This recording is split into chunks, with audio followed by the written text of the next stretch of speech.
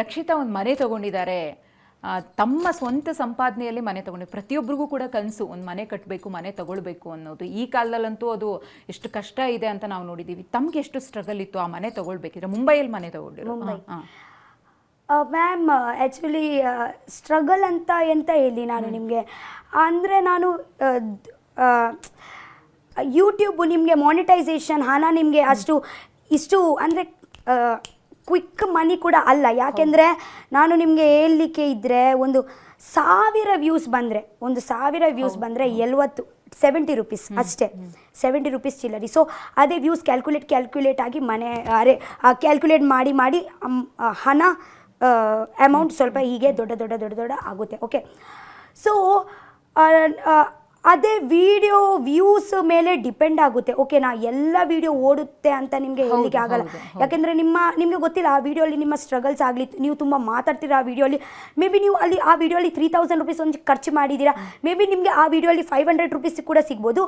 May be ನೀವು 3,000 ಖರ್ಚು ಮಾಡಿದ್ದೀರಾ, ನಿಮಗೆ 10,000 ಕೂಡ ಸಿಗ್ಬೋದು. ಅದೆಲ್ಲ ವ್ಯೂಸ್ ಮೇಲೆ. ಓಕೆನಾ, ಸೊ ಹೇಗಂದರೆ ಇವತ್ತು ಇದೇ ನಾನು ಒಂದು ಮನೆ ಅಂತ ಬಂತಲ್ವಾ, ಸೊ ಇದೇ ಒಂದು ನನಗೆ ತುಂಬ ದೊಡ್ಡ ರಿಸ್ಕೆ ಇವಾಗ ತನಕ ಕೂಡ. ಯಾಕೆಂದರೆ ಮ್ಯಾಮ್ ಯೂಟ್ಯೂಬ್ದು ಮನಿ ಹೇಗ ಕೂಡ ಇರುತ್ತಲ್ವ, ಇದೇ ನಿಮಗೆ ಗೊತ್ತಿರಲ್ಲ. ಇದೇ ಎಂತ ಹೇಳೋದು, ಅದಕ್ಕೆ ಕನ್ಸಿಸ್ಟೆನ್ಸಿ ಉಂಟಾ ಇಲ್ಲ ಅಂತ ಗೊತ್ತಿಲ್ಲ ನಿಮಗೆ. Up and down. May be ಈ ತಿಂಗಳು ನಾನು ಫಾರ್ ಎಕ್ಸಾಂಪಲ್ ನಾನು 1 ಲಕ್ಷ ದುಡಿದ್ರೆ ತಿಂಗಳು ನಾನು 5,000 ಕೂಡ ದುಡಿಬೋದು. ಓಕೆನಾ, ಸೊ ರಿಸ್ಕ್ ಉಂಟು. ವಿಡಿಯೋಸ್ ಮಾಡಲಿಕ್ಕೆ ಕೂಡ ಎಫರ್ಟ್ಸ್. ಹೇಗಂದರೆ ನಿಮ್ಮ ವಿಡಿಯೋಸ್ ಕಂಟೆಂಟ್ಸ್ ಎಲ್ಲ ಒಂದೇ ರಿಪೀಟ್ ಕೂಡ ಆಗಬಾರ್ದು. ಸೊ ಅದೇ ಎಲ್ಲ ತಲೆಯಲ್ಲಿ ಇಟ್ಟು, ಈಗ ಒಂದು ವಿಡಿಯೋ ನಿಮಗೆ 10 ಲಕ್ಷ 15 ಲಕ್ಷ ಓಡಿದೆ ಅಂದರೆ ನೆಕ್ಸ್ಟ್ ವಿಡಿಯೋ ಅಪ್ಲೋಡ್ ಮಾಡಿದ್ದು 10,000 ರೀಚ್ ಆಗಿರಲ್ಲ. ಸೊ ಆ ಥರ ಇರುತ್ತೆ. ಹಾಂ, ಸೊ ನಿಮ್ಮ ಆ್ಯಕ್ಚುಲಿ ಕ್ವಶನ್ ಬೇರೆ ಇತ್ತು, ನಾನು ಉತ್ತರ ಬೇರೆ ಕೊಡ್ತಾ ಇದ್ದೀನಿ. ಸ್ಟ್ರಗಲ್ ಅಲ್ಲಿ ಹೇಗೆ ಇತ್ತು ಅಂದರೆ, ನಾನು ಆ್ಯಕ್ಚುಲಿ ಹಾಗೆ ಜಾಸ್ತಿ ಅಂತ ಇಲ್ಲ, ನಾನು ಸ್ವಲ್ಪ ಸೇವಿಂಗ್ ಮಾಡಿ ಫಂಡ್ ಎಲ್ಲ ಕಟ್ತಾ ಇದ್ದೀನಿ. ಅಂದರೆ ಲೋನ್ ತಗೊಂಡು ಕೇಳಿ ಫಸ್ಟ್ ಡೌನ್ ಪೇಮೆಂಟ್ ಹೇಳ್ತೀನಿ, ಫಂಡ್ ಎಲ್ಲ ಕಟ್ತಾ ಇದ್ದೀನಿ, ಸೇವಿಂಗ್ ಎಲ್ಲ. ನಾನು ಆ್ಯಕ್ಚುಲಿ ಇದಕ್ಕೆ ಎಲ್ಲ ಖರ್ಚು ಮಾಡೋದು ಸ್ವಲ್ಪ ಕಮ್ಮಿ, ಬಟ್ಟೆಗೆ. ಹಾಂ, ಸೊ ಅದಕ್ಕೆ ಎಲ್ಲ ನಾನು ಸ್ವಲ್ಪ ತಿನ್ನಲಿಕ್ಕೆ ಖರ್ಚು ಮಾಡ್ತೀನಿ. ಮತ್ತು ನನ್ನ ಒಂದು ಊರಲ್ಲಿ 2 ಮನೆ ಉಂಟು. ಊರಂದರೆ ನನ್ನ ಅಜ್ಜಿ ಮನೆಯಲ್ಲಿ 2 ಮನೆ ಉಂಟು. ಸೊ ಅದರಲ್ಲಿ ನೀವು ಹೇಗ ಕೂಡ ಇರಲಿ, ಒಂದು ಜಾಯಿಂಟಲ್ಲಿ ಒಂದು ನಮ್ಮ ಲೋವರ್ ಮಿಡಲ್ ಕ್ಲಾಸ್ ಅವರಿಗೆ ಸೇವಿಂಗ್ ಮಾಡಲಿಕ್ಕೆ ಅಷ್ಟು ಈಸಿ ಇಲ್ಲ. ಯಾಕೆಂದರೆ ಇರ್ತಾರೆ ಮಾಮಿ ಆಗಲಿ, ಹಾಗೇನೆ ಖರ್ಚಾಗುತ್ತೆ. ಬಟ್ ನನಗೆ ತುಂಬ ನೆಮ್ಮದಿಗೆ ಆಗುತ್ತೆ. ಅಂದರೆ ಎಲ್ಲೋ ಕಡೆ ಇವತ್ತೆ ಫಾರ್ ಎಕ್ಸಾಂಪಲ್ ನನ್ನ ಹಣ ಎಲ್ಲೋ ಕಡೆ ಒಂದು ಅದೇ ಎಲ್ಲ ಯೂಸ್ ಆಗುತ್ತೆ ಅಲ್ವಾ, ಅದೇ ನನಗೆ ಸಂವೇರ್ ಅದೇ ಸ್ಯಾಟಿಸ್ಫೈ ಆಗುತ್ತೆ. ಅದೇ ಒಂದು ಖುಷಿ, ಅದೇ ಒಂದು ಬೇರೆ ಖುಷಿ.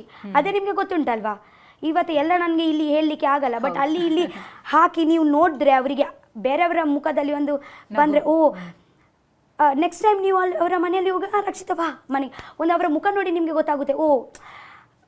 ಅದಕ್ಕೋಸ್ಕರ ನೀವು ಅಂದರೆ it is very important. Okay, so ನಾನು ಇಷ್ಟು ದುಡಿದು ಬಂದಿದ್ದೀನಲ್ವ, ಎಲ್ಲೆಲ್ಲೋ ವೇಸ್ಟ್ ಆಗಲಿಲ್ಲ.